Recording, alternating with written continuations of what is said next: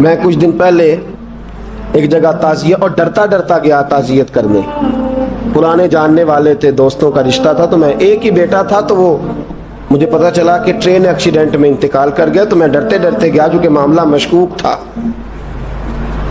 اور جب میں تعزیت کے لیے اندر پہنچا تو ہمارے جو انکل تھے، جن کا میرے دوست تھے، وہ ان کے کچھ عزیز کہنے لگا کہ حضرت جی آپ کے ساتھ والے باہر جا سکتے ہیں؟ تو میں نے کہا چلے جاتے ہیں. میں دوستوں کو گاڑی میں بھیج دیا، اور جب میں نے اس سے بات چیت کی، کہنے لگا میرا بیٹا ایکسیڈنٹ تو میں نے بنایا ہے، وہ تو خودکشی کر کے مرا ہے. شادی کے 11 سال بعد خدا نے ایک بیٹا دیا تھا، اور مجھ سے غلطی یہ ہوئی، میں نے کہا میرے بیٹے کو تکلیف کوئی نہ آئے. اس کے منہ سے جو نکلا میں نے اسے دیا، جو اس نے مانگا میں نے دیا. کہتا ہے جو شخص 16,000 مہینے کا کمائے اور بیٹے کو 40,000 کا موبائل خرید کے دے، کہتا ہے میں نے ہر سہولت اسے دی. پھر ایک امیر کی لڑکی سے یونیورسٹی میں پڑھتے ہوئے اس کا تعلق بنا. بچی کے میسج بھی میں نے اپنے موبائل، اس بچے کے موبائل میں دیکھے، اور اس لڑکے نے جو میسج سینڈ کیے وہ بھی میں نے دیکھے. پھر میں گھر پہنچ گیا، میں نے بیٹے سے منتیں کی کہ بیٹا وہ ہمیں رشتہ نہیں دیں گے، ہماری برادری بھی چھوٹی ہے اور ہمارے جیب میں پیسے بھی کوئی نہیں. پھر میں ان کے گھر گیا، بیٹا نہ مانا، اور میں نے اس شخص کو بلا کے کہا تیری بیٹی کے میسج ہیں، خدا را خیال کر، اور تیرے تو 7 بچے ہیں، میری گود میں تو ایک ہی پھول کھلا ہے، میں کدھر جاؤں، خیال کر. اس نے کہا دوبارہ تو نے نام لیا تو ایسے کیس میں باپ بیٹے کو پھنساؤں گا کہ ساری زندگی نکل نہیں سکو گے. نے کہا میں نے بیٹے سے کہا کہ بیٹا میں نے پگڑی تک رکھی ہے پر مجھے رشتہ نہیں ملا، تو باز آ جا.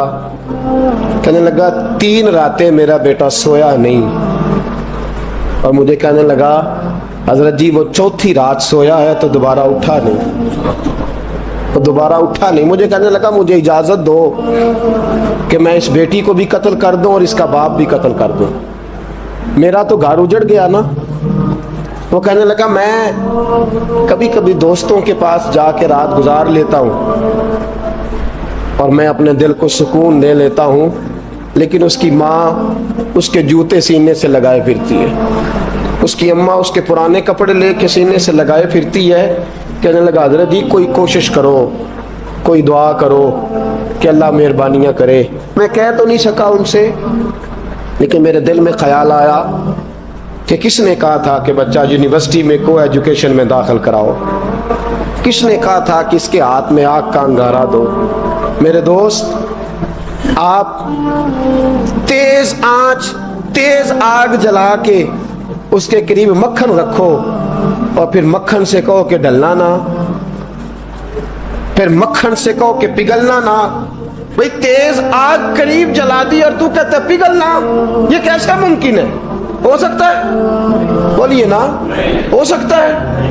لڑکا اور لڑکی کٹھے کالج میں پڑھیں، ایک کمرے میں رہیں، ایک چھت کے نیچے رہیں، ایک دوسرے کو دیکھیں، نام جانے، فون نمبر پاس ہو، اور پھر کہنا کہ تم عشق کا چکر نہ لڑانا، کیسے ممکن ہے؟ اور بڑے سیانے بندے کہتے ہیں حضرت صاحب اعتماد ہونا چاہیے اولاد پہ. میرے نبی پاک کو اپنی بیویوں پہ اعتماد نہیں؟ عبداللہ ابن مکتوم نابینے سے ابھی آئے ہیں تو حضور نے فرمایا پردہ کر لو. حضور کو اعتماد نہیں؟ مصطفیٰ سے پاک گھر کسی کا ہو سکتا ہے؟ فرمایا پردہ کر لو، نقاب ڈالو. سونے وہ تو نابینا ہے، فرمایا تمہیں تو نظر آتا ہے نا، ڈالو نقاب. یہ اعتماد ہونا چاہیے. یہ کیسا اعتماد ہے کہ تو تیز آگ جلائے اور مکھن قریب رکھ کے اعتماد کر؟ یہ کیسا اعتماد ہے؟ ایک حدیث سنانے لگا، زندگی بھر بھولنا نہ، دل کی تختی پہ لکھنا یہ روایت. توجہ ہے آپ کی؟ جاگ رہے ہیں؟ بار والوں کو میری بات کی سمجھ آ رہی ہے؟ حدیث سنانے لگا ہوں، ابن حجر اسقلانی حدیث لائے ہیں. رسول پاک صلی اللہ علیہ وسلم نے فرمایا جہاں مرد اور عورت اکیلے ہوں